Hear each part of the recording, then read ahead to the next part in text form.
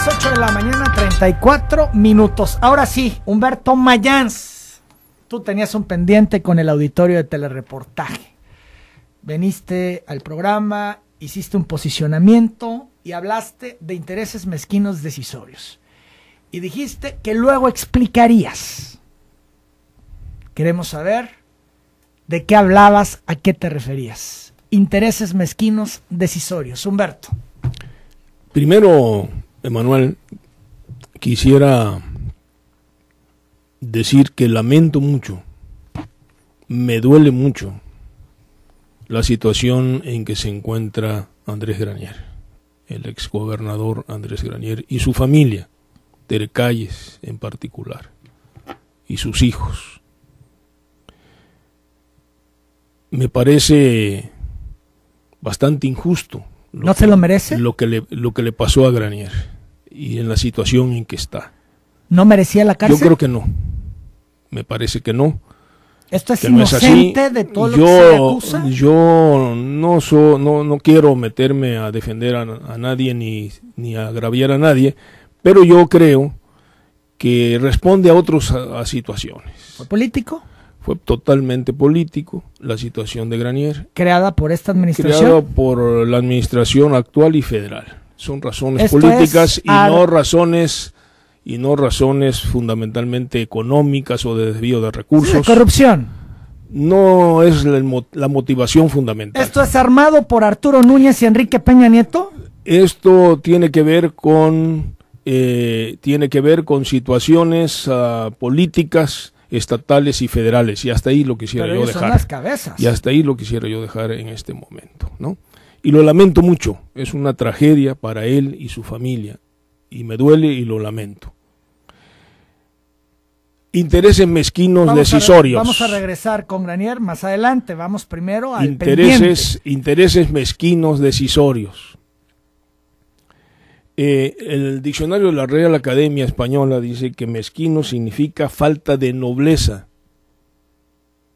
de espíritu, pequeño y disminuido. Eso significa mezquino. Intereses mezquinos son aquellos que, en consecuencia, privilegian el bien personal a costa del interés general. Y en este caso, del interés general del Estado de Tabasco. Y yo me refería en ese momento a un grupo de funcionarios y de familiares de Andrés Granier que colaboraron con él desde que fue director de control y calidad del agua en Zapaet. Recordarás que yo fui secretario de SCAOP con Enrique González Pedrero, fundé la secretaría, hicimos toda la obra pública del Estado en esos 6 años, y teníamos un problema de calidad del agua, y creamos un departamento de control y calidad del agua, para garantizar que el agua que se daba a los domicilios en la ciudad de Villahermosa fuera de calidad. Y se creó ese departamento de control y calidad del agua, y le pedí a Andrés Granier, que estaba en ese momento en su laboratorio en la calle de Juárez, que nos hiciera el favor de asumir la dirección de ese departamento. Y hizo un buen trabajo, y después él fue, en la época de Manuel Gurría, director de Zapaet. Ahí empezó a formar un equipo que después, cuando fue director de Desarrollo Social con Chuy Taracena en el municipio y después presidente municipal, pues fue formando un equipo, y este equipo, que se les llamaba, ya cuando fue gobernador, los químicamente puros, y eran muy celosos. Héctor López Peralta, Beatriz Luque, todo Tabasco sabe quiénes Gliceria son. Rodríguez. Todo Tabasco sabe quiénes son, y yo no quisiera decir nombres, pero eran los químicamente puros, algunos parientes de él también. Y entonces este equipo se reunía con Andrés por separado de las reuniones de gabinete y demás, y era muy influyente, porque eran sus amigos, sus parientes, y tomaban decisiones importantes. Y eran muy celosos con todos los ¿Decisiones demás. de Estado también?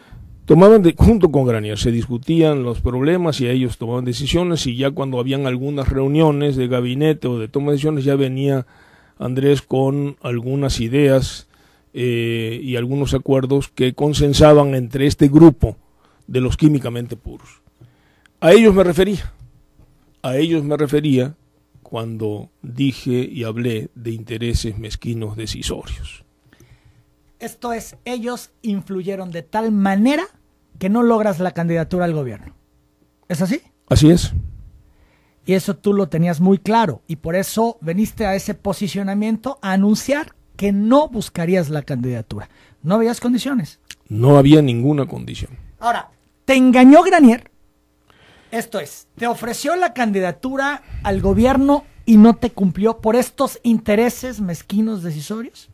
Mira, yo con Andrés siempre fui muy claro, siempre le informaba yo absolutamente de todo lo que a mi responsabilidad como secretario de gobierno tuve los 4 años y meses que estuve al frente. Recordarás que yo renuncié un poco más durante 1 año y medio antes, y él en algunas ocasiones que tocaba el tema de que yo tenía posibilidades de ser candidato al gobierno, pues yo siempre, como siempre le informaba y siempre le comentaba las verdades, y siempre le dije lo que estaba sucediendo en el Estado con plena interés porque le fuera bien a él y a Tabasco. ¿Esto es lo que estaban haciendo sus funcionarios?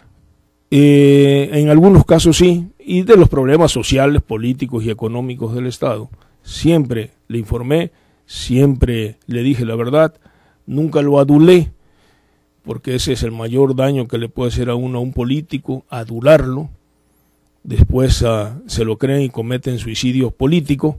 Entonces, lo peor que un político no puede permitir a su alrededor aduladores, gente que le dicen a todo sí, y que uno es el más brillante, el más grande, el mejor político que se ha dado. Que esa función hacían los químicamente puros. Bueno, yo creo que algo pasaba en ese sentido, pero cada vez que él me comentó, y me comentó en varias ocasiones, que él me veía como precandidato, yo siempre le dije que yo no iba a participar, que yo no veía las condiciones. ¿Te llegó a y que yo veía la candidatura, Humberto? Y que yo veía que habían otros actores políticos que tenían y que estaban trabajando en consecuencia para ser candidatos. Como Luis Felipe Graham, por ejemplo.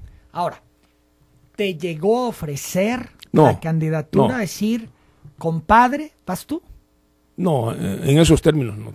Siempre se habló de posibilidades. Se habló en su momento, trascendió de un viaje fuera de México, donde se dice que se oficializó el ofrecimiento de esa candidatura. No. ¿Es mito? No, él no, sí hubo el viaje y hay un testigo, y él simplemente me dijo que había posibilidades, que yo me decidiera, y yo le dije que efectivamente lo que yo veía era lo que te estoy comentando, un trabajo intenso, arduo, de este grupo y de otras gentes cercanas a él en favor de otro candidato, y que yo no veía ninguna posibilidad de que yo fuera. Pero él quería. Yo políticamente tenía más experiencia que él y que no me podía engañar, ¿no? Entonces sí estaba intentando engañarte. Bueno, yo veía un trabajo muy serio, muy fuerte. Dices, ¿no? que yo le dije que tenía más experiencia que él, o sea, tú le decías a Granier eso, y que no me podía engañar. Entonces estaba intentando engañarte. O estaba tratando de convencerme de que yo entrara a una competencia desigual. ¿Con qué objeto? ¿Lastimarte? Pues ¿humillarte? No, de legitimar sus decisiones, seguramente.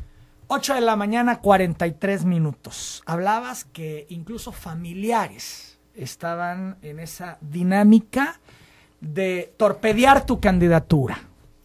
Fabián Granier, el hijo de Andrés Granier. Algunos primos, parientes de él. ¿Tu ahijado? Sobre todo algunos parientes. ¿Fabián Granier tuvo que ver? Fabián Granier apoyaba a otra candidatura, otra precandidatura, nunca me apoyó a mí. ¿Te duele? ¿Él es tu ahijado? Mira, no estaba contigo, con su padrino. ¿No sería lo natural, lo normal? ¿Qué habrá detrás de esto, de esta decisión de Fabián? Supimos de la injerencia de Fabián en el gobierno de su padre.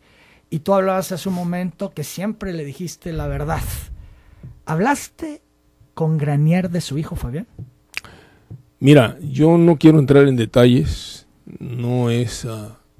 estamos en una etapa de reconciliación, Emanuel. Y a mí me duele mucho lo que le pasó a Andrés Granier y a su familia. Entonces no quiero entrar en detalles que podrían malinterpretarse en este momento. Yo solamente concluiría, si tú me lo permites, este tema con un comentario. Hicimos en una ocasión un estudio muy profundo, una radiografía de Tabasco, unos 2 años y medio antes de que concluyera el gobierno, por un despacho muy profesional de México, que hizo una radiografía del Estado desde el punto de vista político, fundamentalmente, aunque también se trataron los temas económicos. Se hicieron muchas encuestas, grupos de opinión en todos los municipios, encuestas casa por casa, una y otra, y se le entregó a Andrés Granier, por el despacho, en presencia mía y de otras 2 personas solamente, un diagnóstico completo de cómo estaba el Estado. ¿Y qué se debería hacer para poder dar un golpe de timón y corregir los problemas que teníamos, políticos y sociales? Sí estuvo informado, sí estaba informado de cuál era la situación, y esa era parte de la contribución que yo hacía para poder corregir problemas que traíamos. Corregir el camino. Corregir el camino, dar un golpe de timón y prepararnos para enfrentar el proceso electoral en mejores condiciones, con garantías de triunfo. No se hizo, no se dio el golpe del timón y las consecuencias están a la vista. ¿No le preguntaste por qué? ¿Qué hizo con este análisis? ¿Lo guardó en el cajón? Sí, así pasó. ¿Y no le preguntaste por qué, Andrés?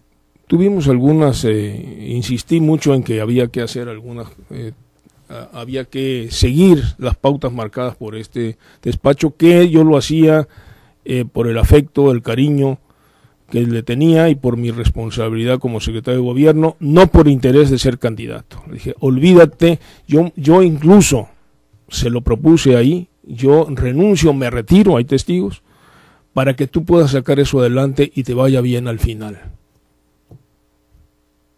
No voy. Yo le planteé mi renuncia y mi retiro. Son las 8 de la mañana, 47 minutos. Humberto Mayans, pudiste arrebatarle la candidatura. Y la pregunta que nos hacemos muchos es, ¿por qué no lo hiciste? Usa la pausa. ¿Regresamos con eso?